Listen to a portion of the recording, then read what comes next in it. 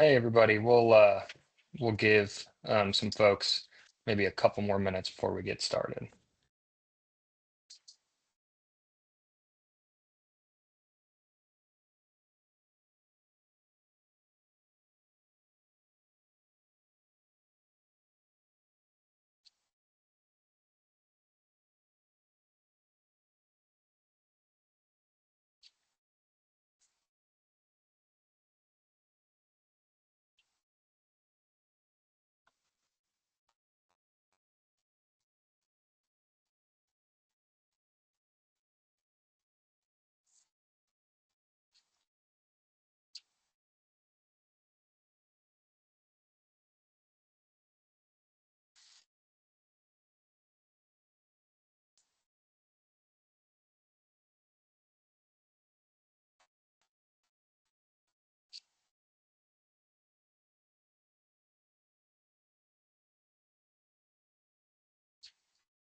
All right, let's roll on in. Thank you everybody for joining the webinar today. It's a part of Application Nation, and if you haven't joined Application Nation yet, be sure to do so. Both of our presenters are active members of the Application Nation Facebook group.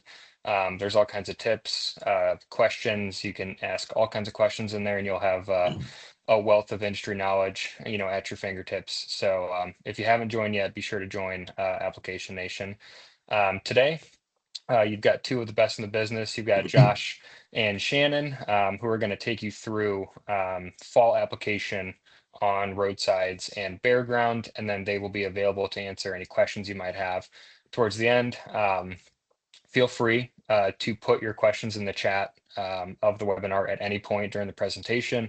As they come up, I'll be monitoring, and we'll make sure that that your questions are answered by either Josh or Shannon at the end. So with that, Josh, I'll let you take control, and we'll roll right on into it. All right, Chris, I really appreciate the introduction. And again, guys, hi, my name is Josh Ballard. I'm the area sales manager for Envu. I cover the states of Alabama, Georgia, and Florida in the IVM and forestry segments.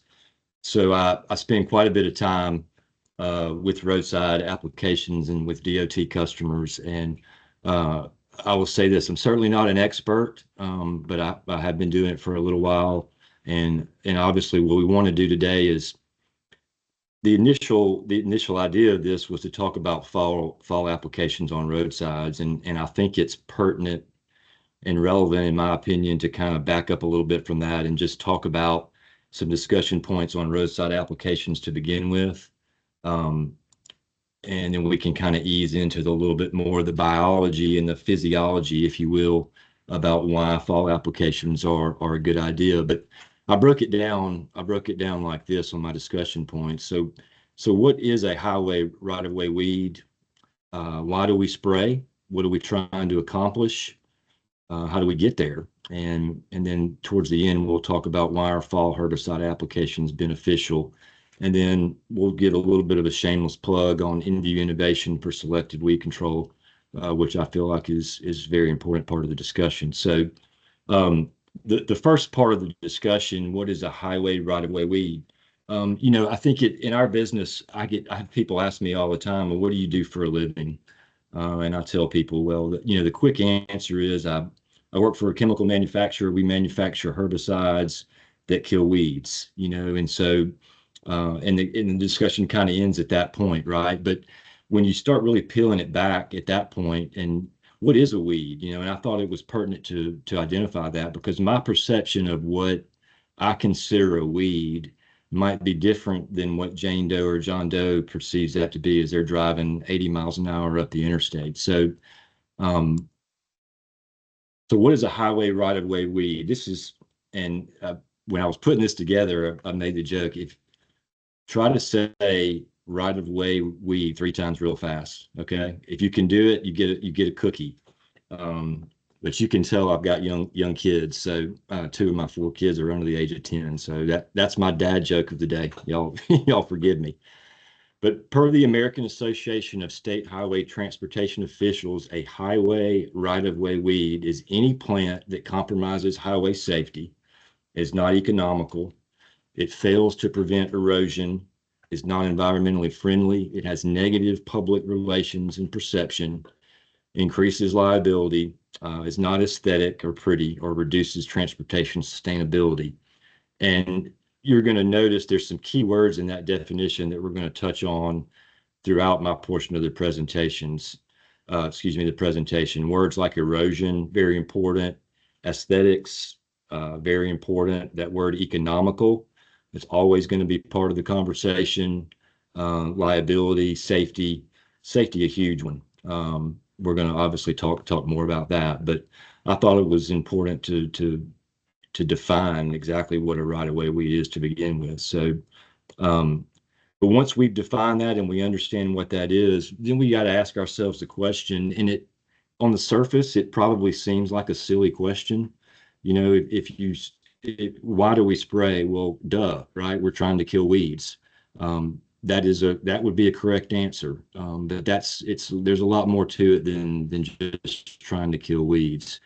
If you forced me to give one 10-word answer, so to speak, to that question, I would tell you one of the most important things that we're focusing on in right-of-way roadside applications is to reduce the number of mowing cycles necessary in a growing season.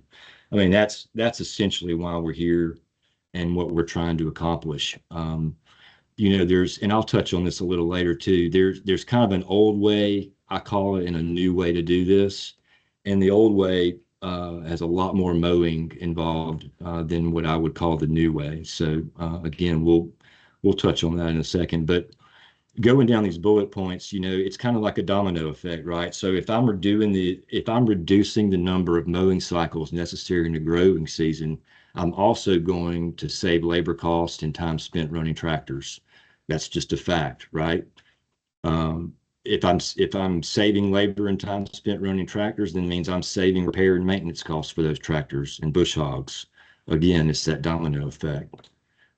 Saves damage to signs, culverts, mailboxes, windshield, slopes, etc. I mean, I'm sure everybody on this call, whether you travel for your job or not, you spend time on highways one way or the other, whether it's on a vacation or going to a restaurant or whatever it is. You've probably seen a sign that's been half cocked over to the side like that.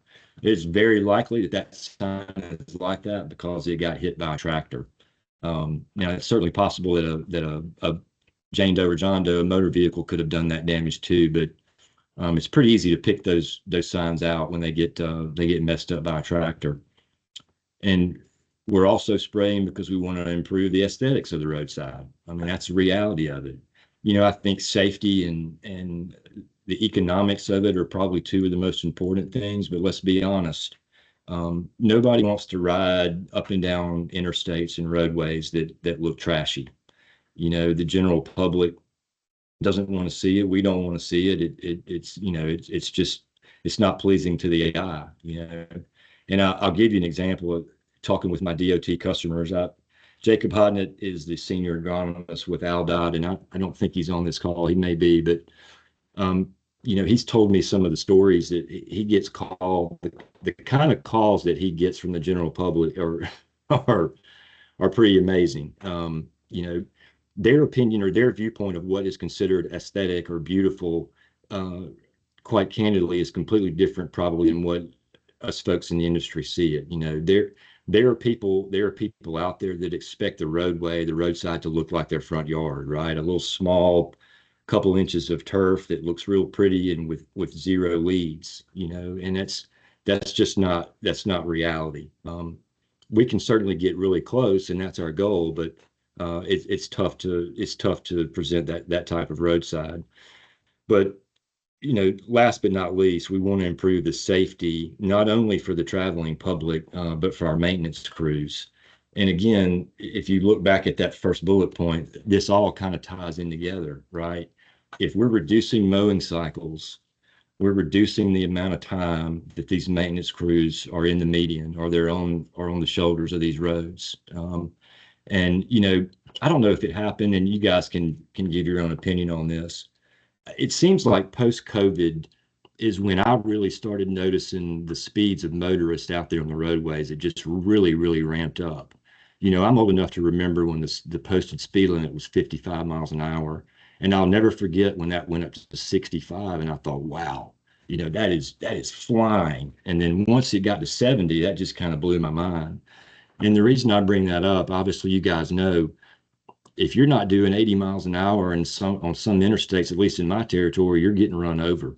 Um, so my point of bringing that up is it's very unsafe for our customers to be on the roadways, and we want to try to keep them off the roadways as much as possible. That is certainly one of our goals behind doing what we do. So, but back to the next discussion point, we've kind of talked about why do we spray, but what exactly are we trying to accomplish?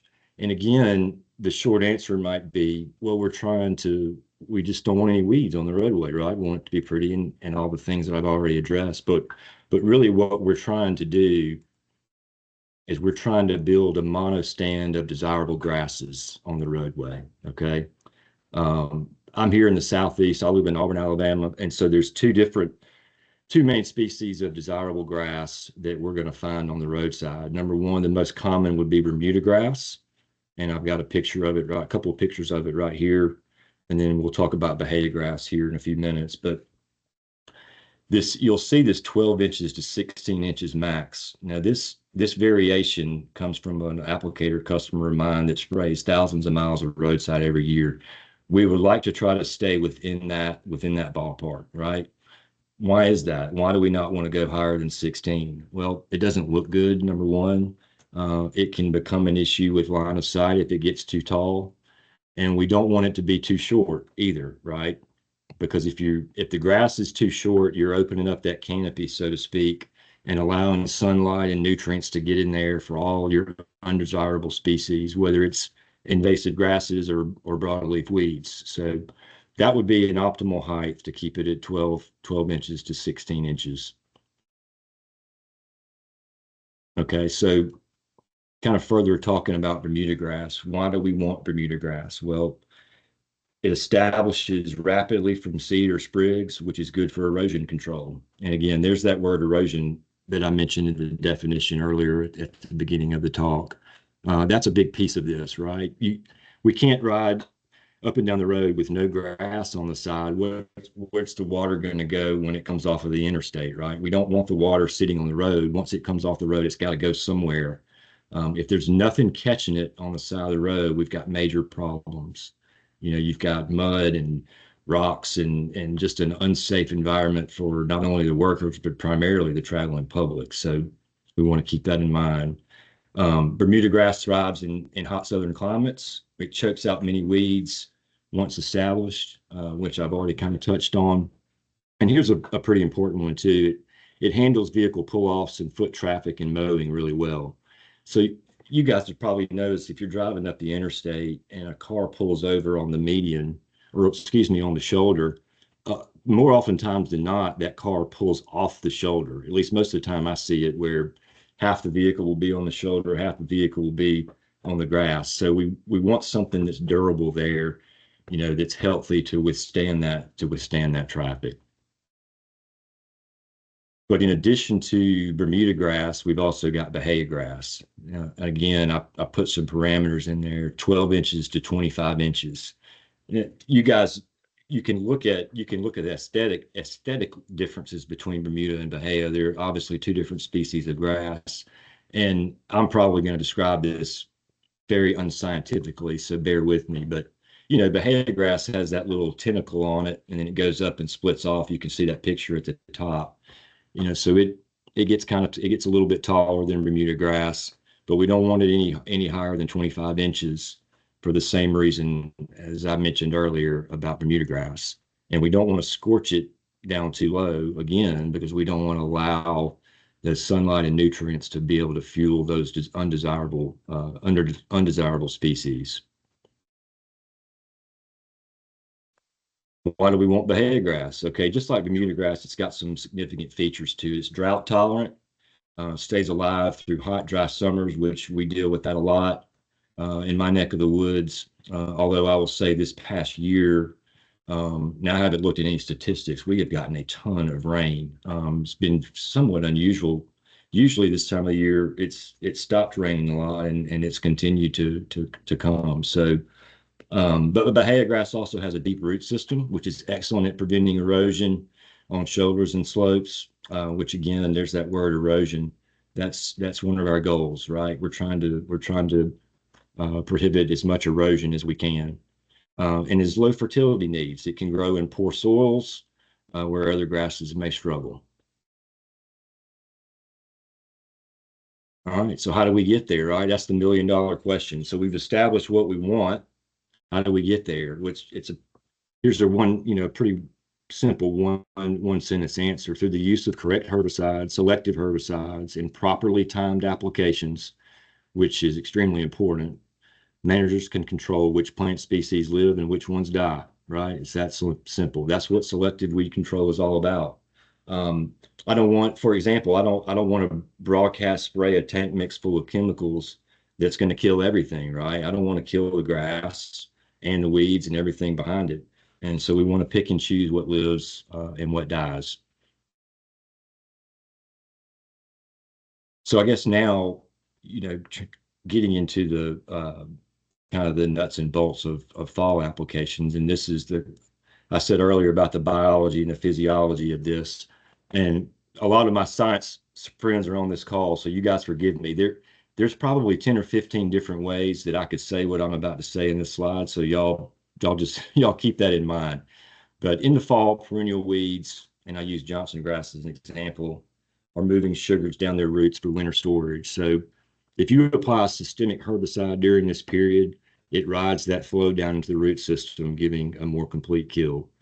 So in other words, just think about a weed or a plant, all the nutrients and stuff at the top of that. This time of the year, it starts moving down. We want that herbicide to move down with that flow. That's the whole point. That's what makes this as effective as it does. Pre-emergent herbicide, Esplanade 200 SC is a perfect example of that. Applied in the fall can stop winter weeds from germinating. That's the whole point. We don't want them to germinate. We don't want them to get up above the ground, right? Keeping roadsides cleaner through winter and early spring. Controlling weeds in the fall means your desirable grasses get more sunlight. They get more moisture and nutrients early in the spring, leading to stronger stands without extra seeding. So again, it goes back to what we were talking about when I use that word stand, right? Talking about Bermuda grass or Bahia. I know Shannon's going to probably touch on some different species of desirable grasses that are in her neck of the woods, but the ultimate goal is we want to kill weeds, right? But we want to build that strong monostand of grass to make sure we're staying ahead of erosion, keeping the roads safe. We want to make sure they look good. So if we're doing all of that stuff should fall into place pretty well. And then I'm going to continue on with fall herbicide applications. Weed-free roadsides through winter improved driver sight lines, which I think I've already kind of touched on that. We're going to reduce fire hazards from tall, dry weed stalks. So again, I go back to what I was talking about earlier, and this is just me and what I see. When I see a car pull off on the side of the road, very rarely do I see them stop directly on the shoulder. Usually part of that vehicle is, or at least half of it is moved off into the grass. Well, you can imagine if a car's having trouble, any kind of mechanical issues, it's hot, what have you, and it's sitting on top of a bunch of dry, unsprayed weed stalks, that's a fire hazard, right? And I see it all over my territory where you might have an 8,000 square foot section of a median or a shoulder that you can see where it's been burned, and that's most likely from something, a spark that hits a piece of dry vegetation. So it does happen. And then you've got cooler temperatures and slower plant growth, mean longer residual control from many different herbicides. So let's talk a little bit about Envu and what we bring to the table. Okay, so Envu innovation for selective weed control. You guys, if you're on this call, you may or may not be familiar with these products. I know most of you probably are, but Esplanade 200 SC is a superior pre-emergent broadleaf and grass weed control where warm season turf grass is desired. So you've got outstanding residual control.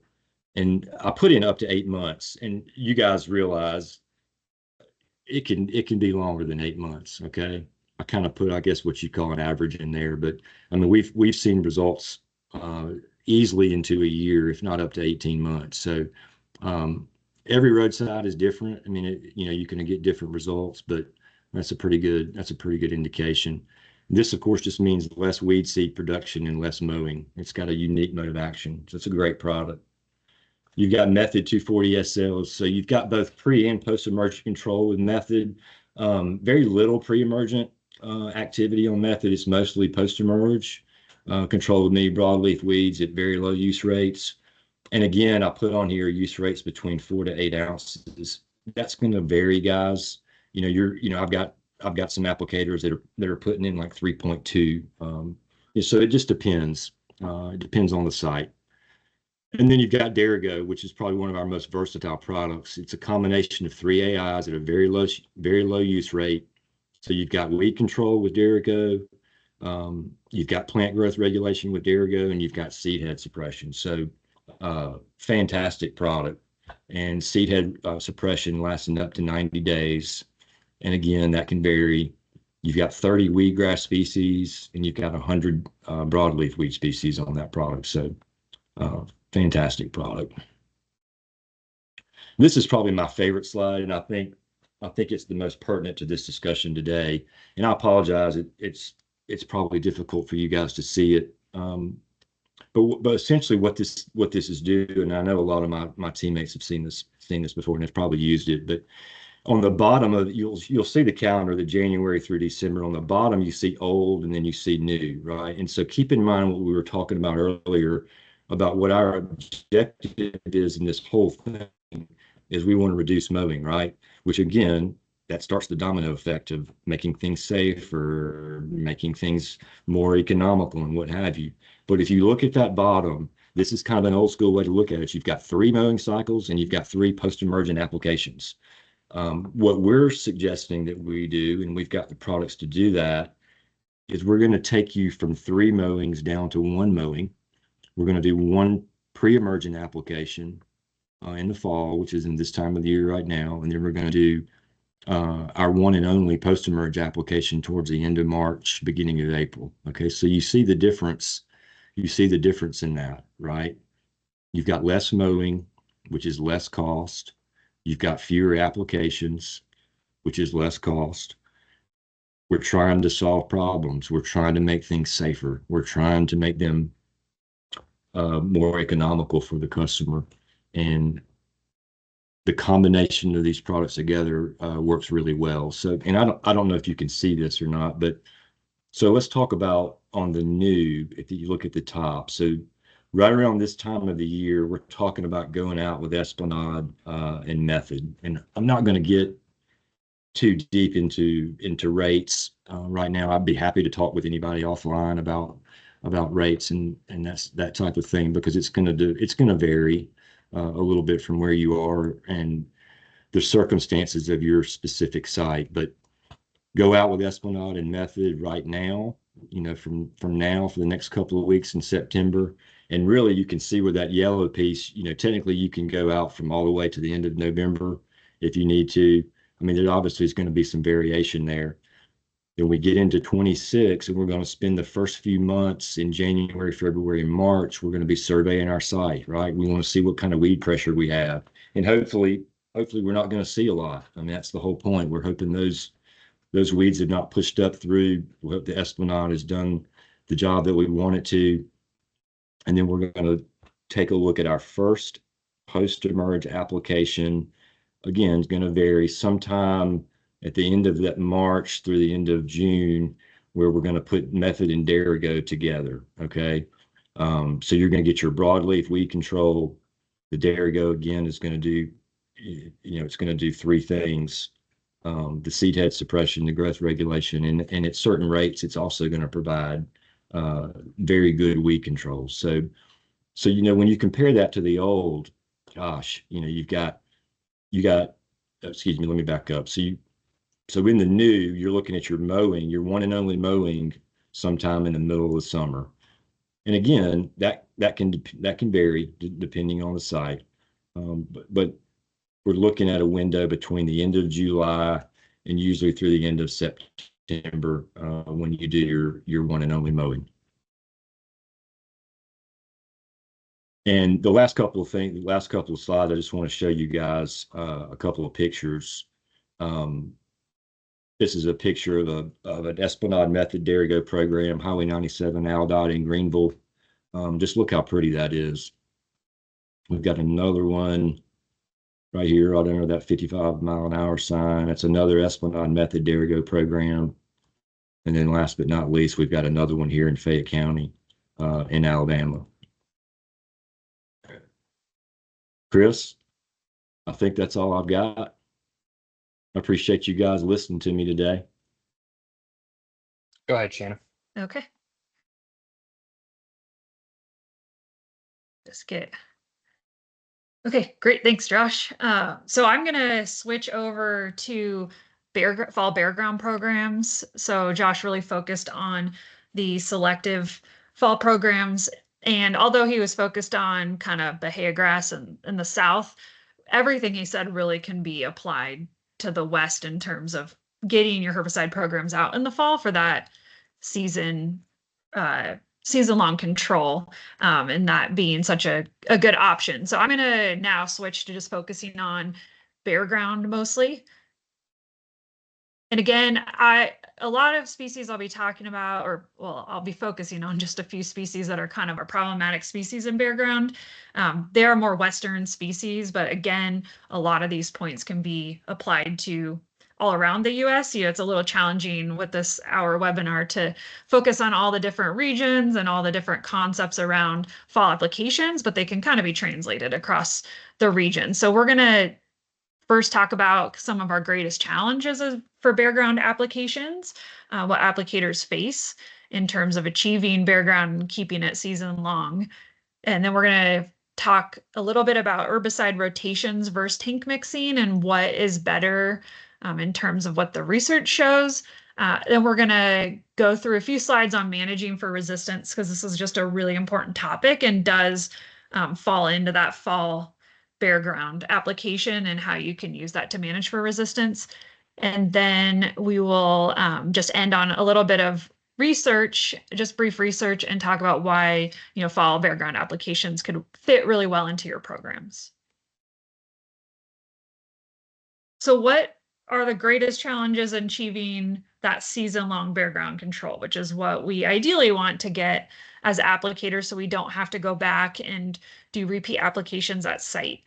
There's several different factors that do create challenges for us. One would be the lack of truly new innovation.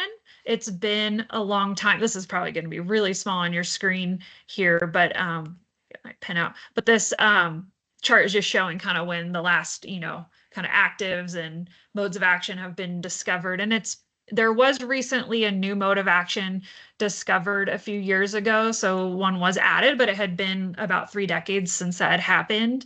And then we also have had a long time without any new actives coming into the Bareground space. So really, I wouldn't expect any, crazy amount of new innovation coming out to Bareground. We really need to utilize the tools we do have currently. And that leads us into herbicide resistance and taking care of those tools so that we can continue to use them and they're continue to be effective. Herbicide resistance, I would say, especially in the last maybe 5 years, I've seen just a massive increase in resistance to some of our harder to control species like kochia and Palmer amaranth. And I'm going to show some stuff on that next. And then logistics and ability. So we don't control the weather, of course. So we have dry summers, we have wet summers. It seems like we never have the ideal season for application. We either are fighting a ton of moisture or no moisture, which does impact how our herbicides perform. And then, of course, the logistics. We realize, we can tell you the ideal timing, but if you have 1,000 miles of track to spray or hundreds of well pads you need to get to, you're going to maybe start at the ideal time, but every application isn't going to be at that ideal timing. Then, of course, we have the equipment. A lot of you are limited on maybe using boomless application methods or even handguns. We know that booms with flat fan nozzles really give us the most consistent coverage, the best droplet size, especially for products when you talk about like Esplanade, which really needs an even coverage of droplets and distribution to provide the best control so we don't see gaps. But a lot of you are limited to only having that boomless or handgun application because of just what the site looks like. So I wanted to show this and just, we're going to talk more about herbicide resistance, but this was from a site in North Dakota where we had some kosher control issues. And we were kind of looking around the site. And when I went up there and I saw this, I thought, like, this is the classic picture of resistance where you have brown dead plants that have been sprayed and then live green plants right in that mix. That's usually what we would say, hey, that's probably herbicide resistance. But the applicator included 4 modes of action and sprayed 3 times at the site. And, even me being in research thought, how could we have that level of resistance here? So I did investigation into soil. We looked at weather data. We looked at his equipment. We kind of went through everything. I did collect seed and we took it, sent it to some universities to do some further testing. And there was high levels of resistance to all the products we tested that he was spraying. So, we had the mutation for Roundup resistance, glyphosate resistance. We had ALS resistance, which confirms resistance to your, Imazapic, your Imazapure, your SU herbicides, dicamba resistance, really all the auxins. So that was pretty crazy for me to see. And it's like, how in this situation do you even create Bareground? So we need to move to what is in our control, because obviously stuff like that is not in our control when we have high levels of herbicide resistance or, different things that we're fighting like weather or application equipment. But what's in our control is things like our application timing, which we're really going to focus on today. Relying more on those residual herbicides that helps us fight herbicide resistance. Making sure we're going out with the right products and the right combinations of products that are targeting the weeds that we're fighting. We may not be able to control if we might be stuck with boomless sprayers, but really making sure we're looking for the best nozzle type or calibrating our equipment frequently, not just at the beginning of the season, but throughout the season. And if you would like more information on that, we did a webinar in this series about a year ago, and we have all these on our YouTube site, and you can watch it. And we really went over nozzle selection. We went over mixing herbicides and calibration. And so if you need to get up to speed, I'd recommend watching that because those things are all within our control and really can make a difference in our applications.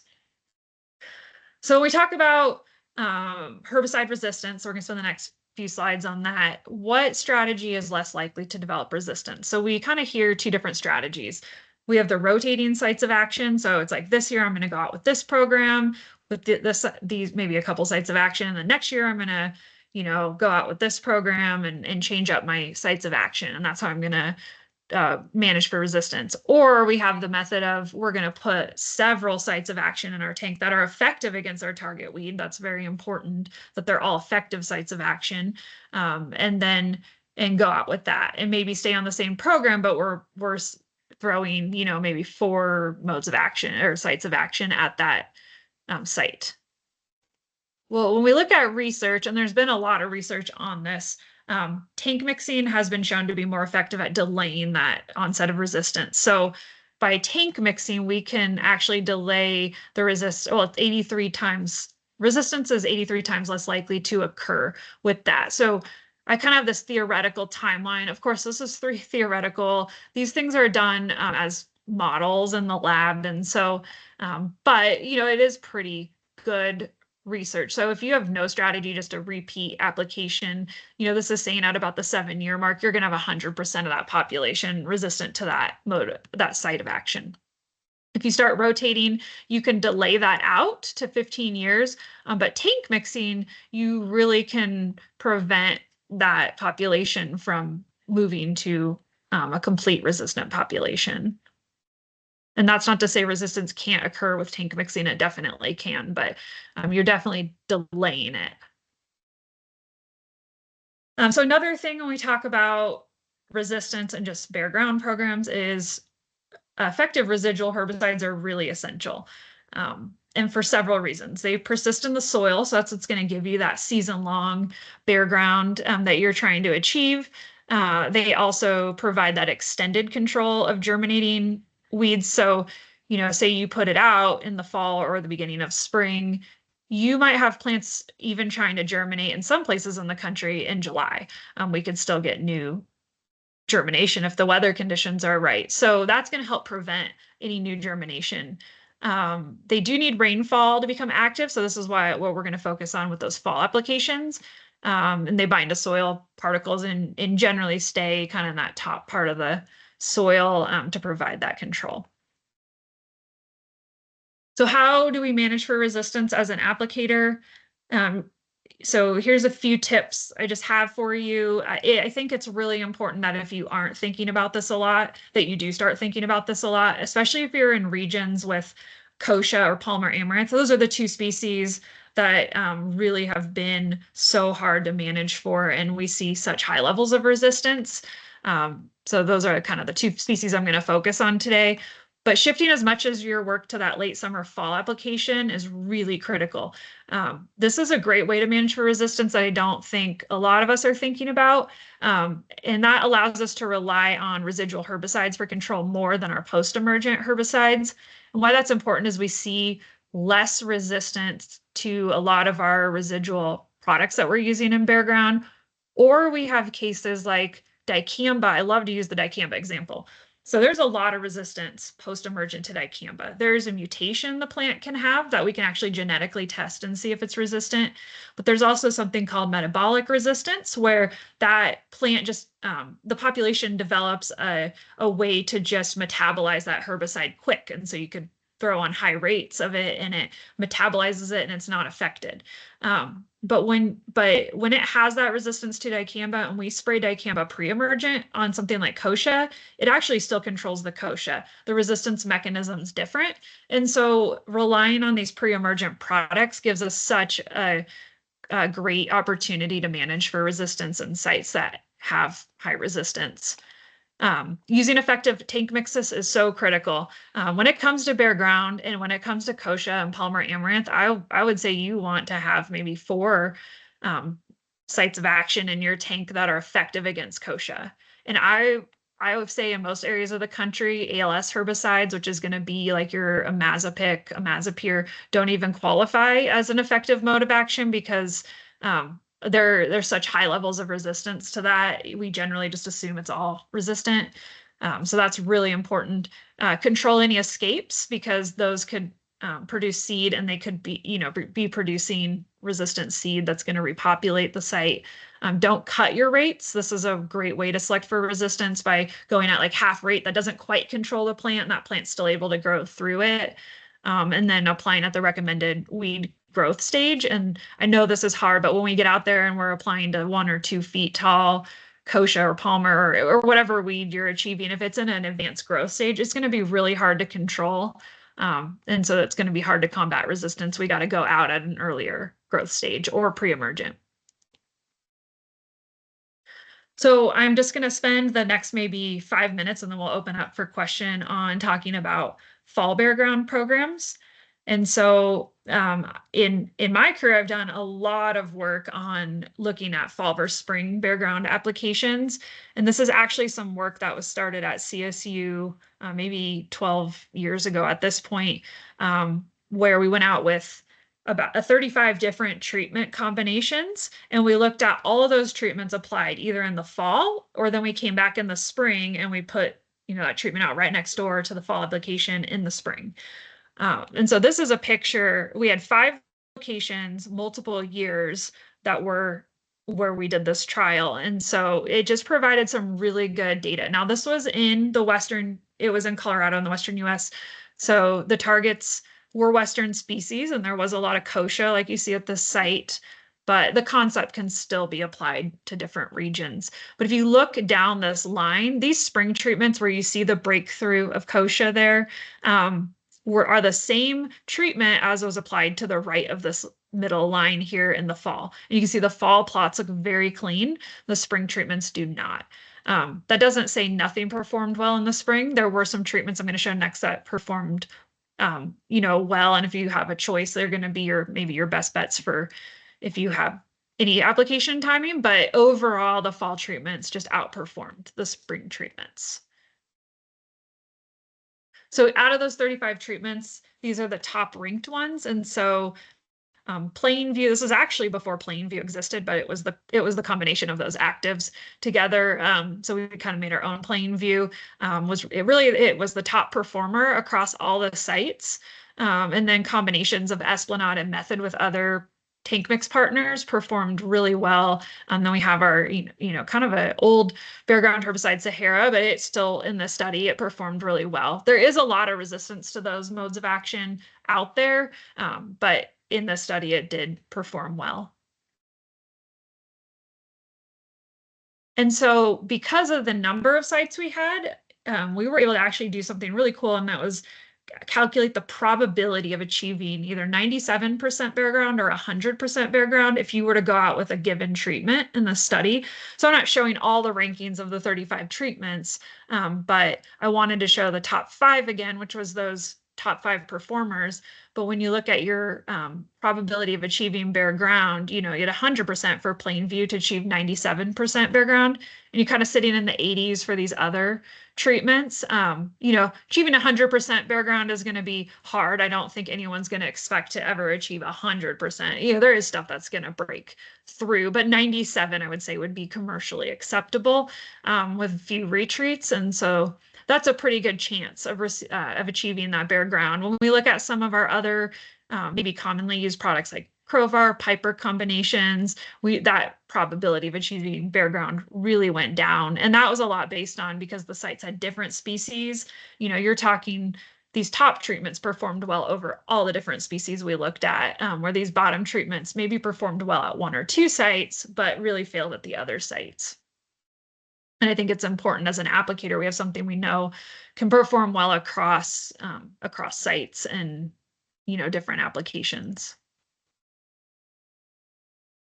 So yeah, this is my last slide, but I am going to spend a lot of time on it. So, why are we seeing, that's what I wanted to start with. Why are we seeing such better results out of that fall program? And some, a lot of it is because we're relying more on our residual products. We're getting them down before germination. We get that winter moisture to really incorporate into the soil, which they do need to be incorporated before germination occurs. They're able to provide a really effective control going forward.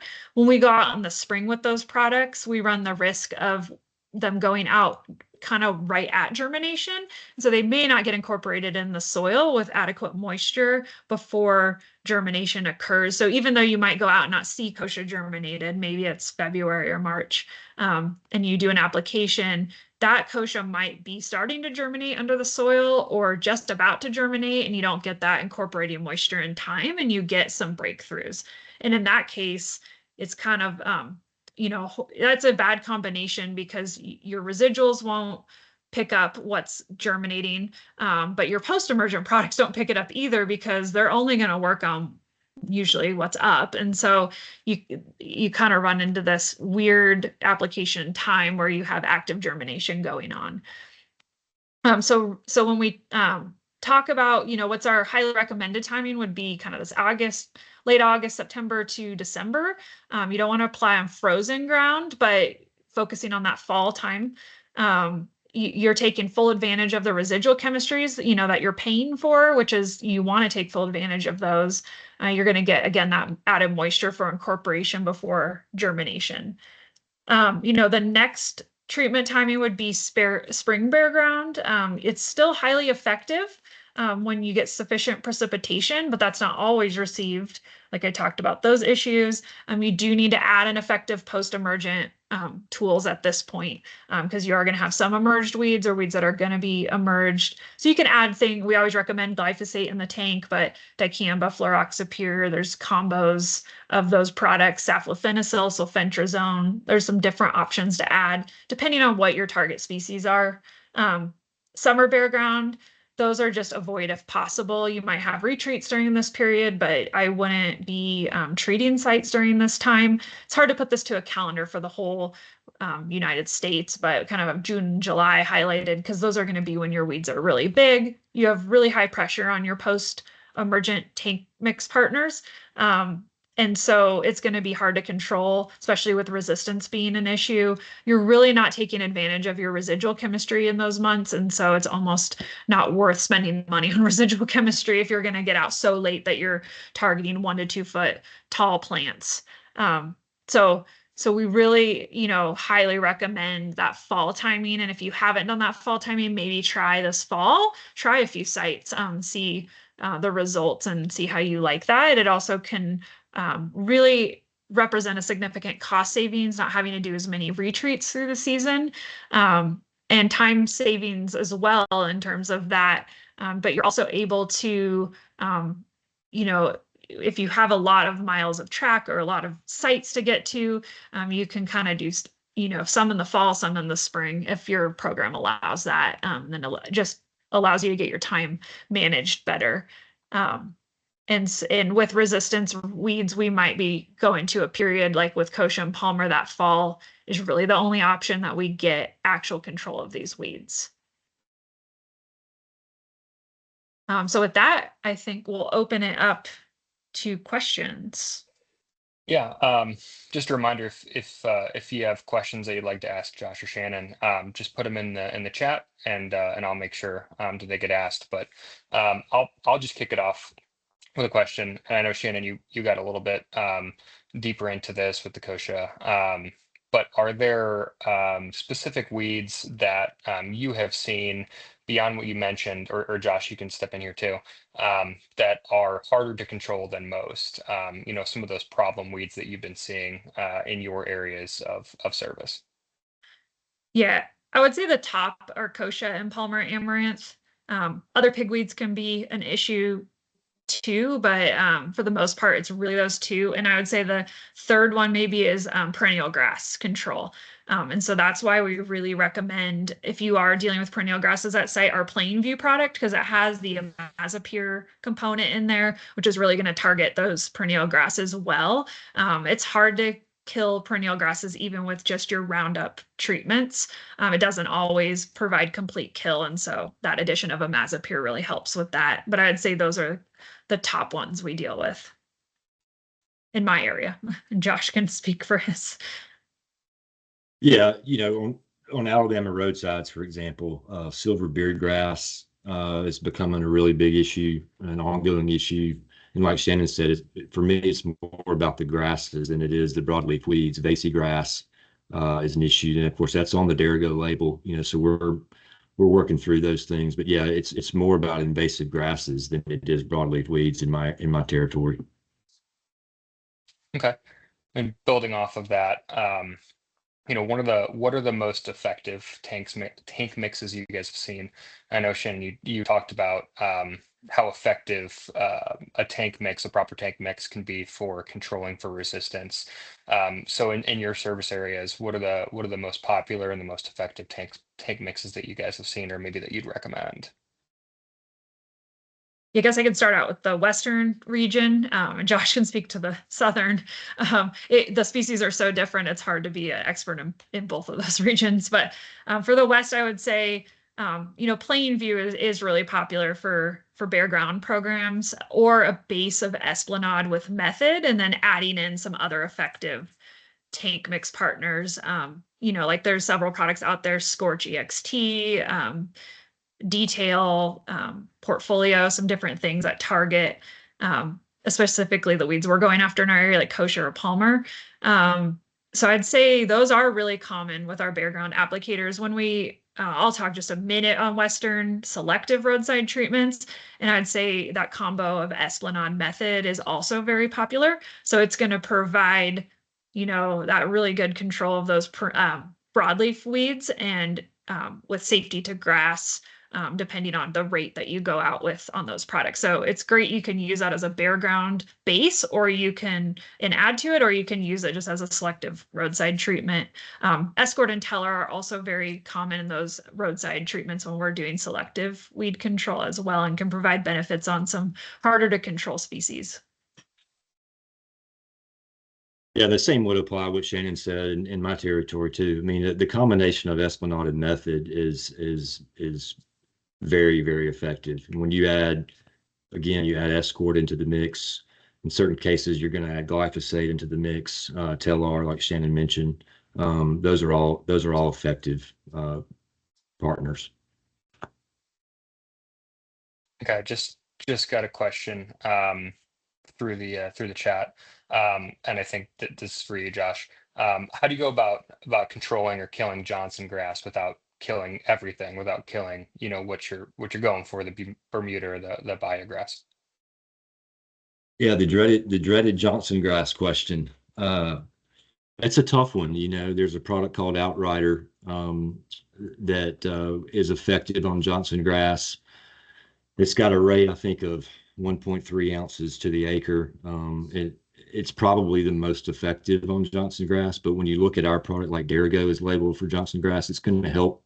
It's going to help control it some, but you're never gonna, in my opinion, and there could be people on this call that disagree. You're never going to get rid of Johnson grass. It's a 2 or 3 year long process of staying on it and staying ahead of it to try to control it. But I hope that answered the question.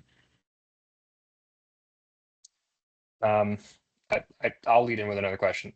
We're talking about the importance of fall application, how critical it is to utilize that fall application window. But are there any challenges that you've seen, Josh or Shannon, you've heard about, you've read about some of the challenges that come with fall application, that maybe you can run through for any of the applicators that are considering switching to a fall application rotation? Yeah, I guess in my area, if you run into that frozen ground, like a earlier frost than you realized or something, and then you're not able to get out there in time. So weather would probably be the most challenging, although that can happen in the spring too. I would say in my area in the West, usually moisture is not a concern. It's lack of moisture that's a concern. But if you do have high moisture areas, that fall program, like those residuals might not last as long. And so that's, I guess, more for Josh to speak to, but those areas where you really don't have that full winter dormancy period and you still have soil activity going on, your residual can just be shorter and you may not get that full year-long control. I think one of the greatest challenges I have, or I see, it's not so much talking specifically about products, it's getting people out of the mindset of being reactive instead of proactive in their herbicide program. If you go back and look at that slide where you had 3 post-emergent applications throughout the year, people have done that for so long. They want to see the weeds, they want to see it and then kill it. And the combination of Esplanade and method it's a 2 or 3 year process, and it's an investment on the front end. And quite frankly, dealing with DOTs, a lot of times budget is an issue. They can't bite off that initial go at it. If you can get through that first year and stick with it, you really reap the benefits a couple of years down the road. But it's more of a mindset thing than it is anything, I think, within my territory. Yeah, and that's a good point, Josh. I'll just expand on that. With the applicators I've worked with, a huge barrier to fall Bareground programs is contracts and how they're written. So for oil and gas, most of them aren't written on that year where they can go out and apply in fall, and you are forced kind of into that spring. So it's really about maybe making some big changes in the industry as we deal with more resistance to getting those contracts set up on more of a cycle that would allow for fall applications. And so that can be a huge barrier or an issue with fall. and I'll give it like a last call for any further questions, but I'll lead into it with this. Is there, one tip or trick or piece of advice that you could give to applicators that may be looking to utilize the fall application window, start the application in the fall?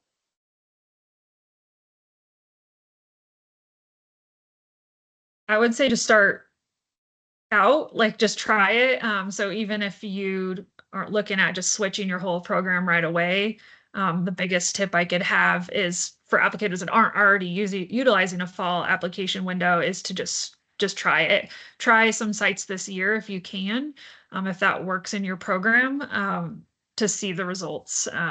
Because I think you're really going to find benefit out of them and benefit to shifting that labor, some of that labor to fall.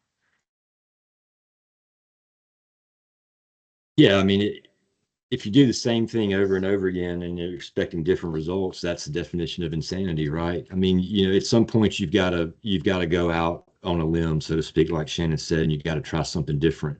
I mean, a company like Envu, we have a staff full of PhDs and scientists and biologists and physicists and all that stuff that we've done a lot of research. We're able to show people what it can do. It's a matter of combining budget and taking some risk, I guess, so to speak, and just taking that plunge and diving into it. And understanding that it's a 2 or 3 year process to get ultimately to where we want to get.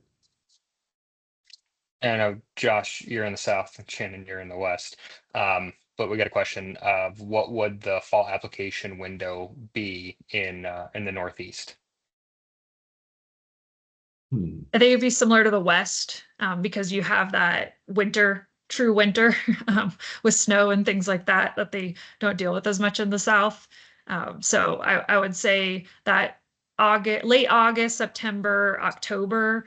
If you're in Maine, it's going to be different than if you're in, I don't know, Pennsylvania or something. So I don't know where you are in the Northeast, but I would, before that frost or before you start getting that frozen ground. And so probably similar to what we do out here in like the Dakotas and Wyoming and stuff, be that time. If you're forced to spring, then it would be as soon as that ground thaws, you want to start getting out. And then I'll finish with one last question. Is there any new AI coming in the near future for Bareground, for residual or post? So that's a good question, and one I've been asked a lot lately. And I would say we have a great early development team here at Envu, with in our VM and RMP segment. And so we are looking at new actives. We are looking at all kinds of that new innovation. Also beyond new actives, just new formulations of actives that already exist. So we have a lot of research focused in that area. So I'd say we're definitely working on things. Will you see one within the next year? Probably not, but we are putting a lot of effort into trying to find some new options, especially when we have this level of resistance we're trying to combat. Perfect. Unless Josh has anything else to add on that, I think we'll call it a day. Thank you, everybody, so much for joining today, and hope that it was helpful as you're considering fall application or looking for tips and tricks on managing herbicide resistance. And then you've got Josh and Shannon's contact info. If you have any further questions, you need some help, anything, Envu's here to help. So thank you again for everybody for joining today, and have a great weekend. Thanks, everybody. Appreciate you being here. Thank you.